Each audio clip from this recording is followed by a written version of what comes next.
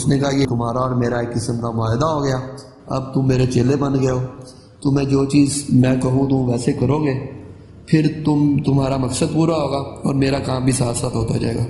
اس نے کہا اب تم ایسا کرو، تم جاؤ۔ مزید سننے سے پہلے ہماری اس ویڈیو کو لائک کریں، ہمارے چینل کو سبسکرائب کریں اور بیل آئیکن پر ضرور کلک کریں تاکہ آپ کو ہماری ویڈیوز ٹائم پہ ملتی رہیں۔ اور وہ قصائی جو ہڈی توڑتے ہیں نا، وہ جو قصائی، اس کے ذہن میں فوراً آیا ہاں قصائی کی، اس نے کہا وہ جو قصائی ہڈی توڑتے ہیں وہ والی ہڈی لے کے آنی ہے، لیکن ہڈی ہونی چاہیے ثابت، ٹوٹی ہوئی نہیں ہونی چاہیے۔ تو اس کے ذہن میں فوراً آیا ہاں اچھا اسی لیے قصائی توڑتے تھے، یہ بابا جو ہے یہ ہے ہی سادھو، تو یہ کالا جادو ہی کرے گا اس کا مطلب۔ لیکن میں نے کہا چھوڑو، کالا جادو کرے جو بھی کرے، مجھے تو غرض ہے کہ مجھے چٹے اور اس کا نمبر معلوم ہوتا رہے، وظیفہ مل جائے، بس بات ختم۔ تو یہ جو ہے نا اٹھ کے واپس چل پڑا۔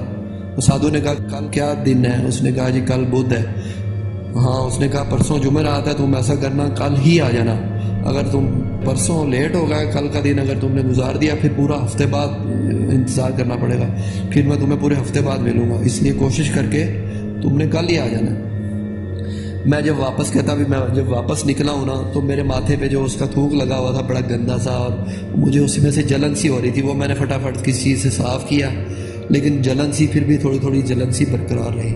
میں آ کے جو ہے رات گزاری، جیسے تیسے رات گزاری، اور صبح جو ہے نا صبح قصائی کے پاس چلا گیا۔ اب میں قصائی سے ہڈی مانگتا، یہ ہڈی توڑے بغیر مجھے دے دو، تو قصائی بھی جانتے تھے کیونکہ شہر میں ہی رہنے والا تھا، اسی شہر کا رہنے والا تھا، اور تقریباً جو قریب قصائی تھے سب جانتے تھے۔ تو میں نے کہا بھی اگر میں ان سے ہڈی مانگوں گا تو انہیں یہ شک ہو جائے گا بھی یہ کوئی کالا جادو، کالا علم تو نہیں کرنے لگا، سفلی علم تو نہیں کرنے لگا۔ تو اس لیے میں نے سوچا بھی میں ایسا کرتا ہوں، ان سے پوری دستی خرید لیتا ہوں، دستی کی ہڈی ہوتی بھی۔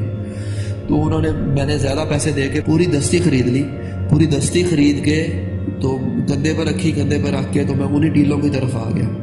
انہی سادھو بابا سے پہلے ہی تھوڑا سا نا میں نے چھری جو ہے ساتھ لے کے آیا وہ تیز سی، ادھر بیٹھ کے میں نے نا اس سے گوشت اتارنا شروع کر دیا۔ اس سے گوشت اتارا، گوشت اتار کے، گوشت اتارنے میں مجھے پتا گیا پسینوں پسینی ہو گیا، اتنی مشکل سے وہ ہڈی ٹوٹے بغیر میں نکال سکا۔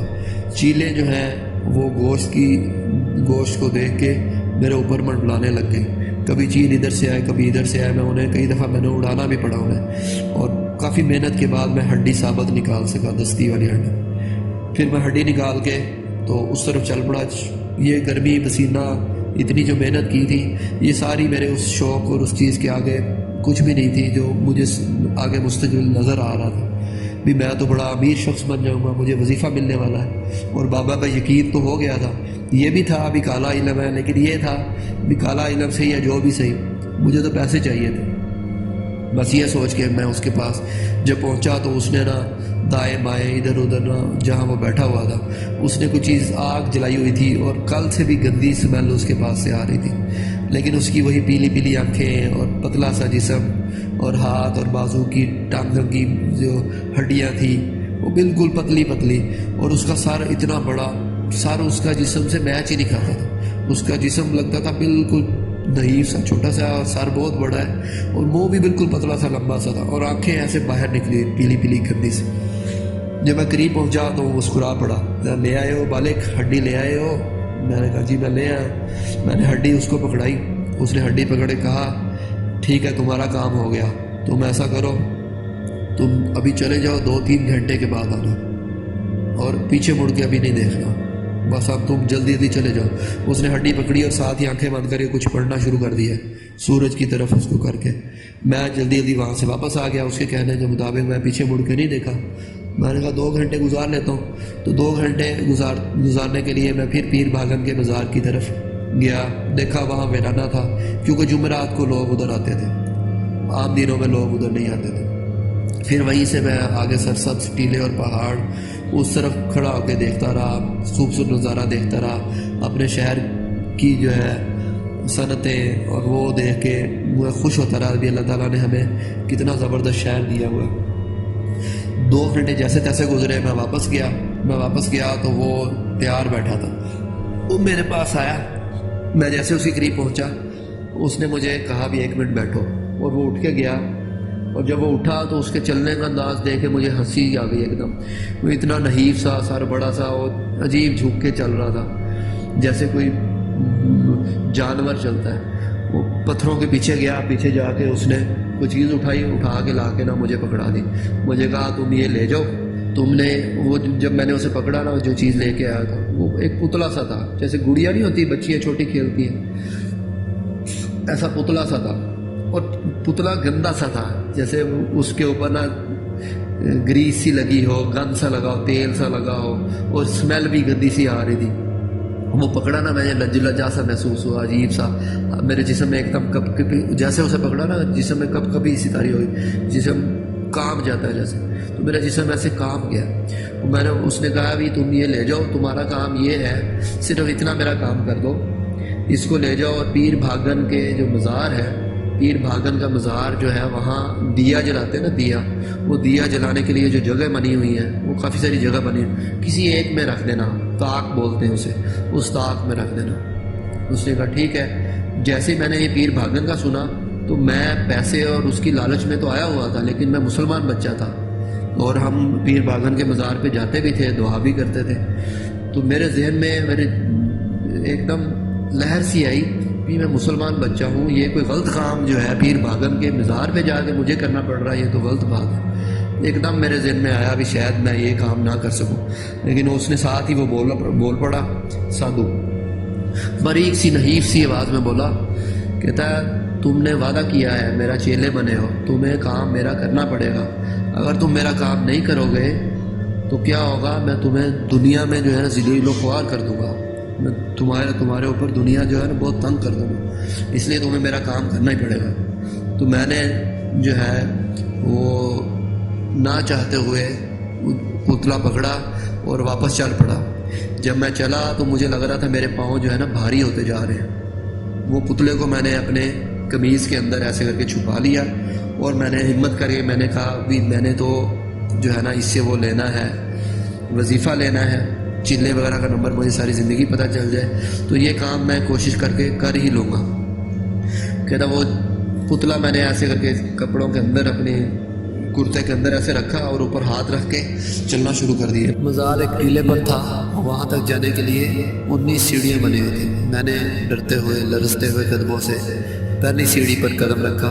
اوپر خاموشی چھائی ہوئی تھی کیونکہ یہ مزار شہر سے تھوڑا سا ہٹ کے تھا اور یہاں زیادہ تر لوگ آتے جاتے نہیں تھے. ہاں جمعرات کو یہاں رونق ہوتی تھی، کافی لوگ نظر نیاز کرنے کے لیے آ جاتے تھے. عام دنوں میں بس چند ایک مجاور یا ملنگ ہوتے تھے. میں ڈرا ہوا، سہما ہوا سیڑھیاں طے کرنے لگا. دماغ میں مستقبل کے لیے پیسے چھائے ہوئے تھے اور یہ بھی دل میں بار بار خیال آ رہا تھا شاید میں پیر بھاگن کے مزار پہ جا کے شاید کوئی غلط کام کر رہا ہوں. میرا دماغ ہیجانی کیفیت کا شکار تھا. پاؤں مسلسل اوپر اٹھائے جا رہا تھا، میں بلندی پر پہنچتا جا رہا تھا. اچانک ہی ایک انوکھا سا احساس ہوا کہ یہ 19 سیڑھیاں تھیں. اب تک تو 19 سیڑھیاں طے ہو جانی چاہیے لیکن ابھی تک 19 سیڑھیاں ہی پوری نہ ہوئی. میں نے ڈرتے ہوئے گردن اٹھا کر اوپر دیکھا تو حیران رہ گیا. آسمان تک سیڑھیاں ہی سیڑھیاں نظر آ رہی تھیں. یہ 19 سیڑھیاں نہیں تھیں، یہ تو 1900 سیڑھیاں بن گئی تھیں.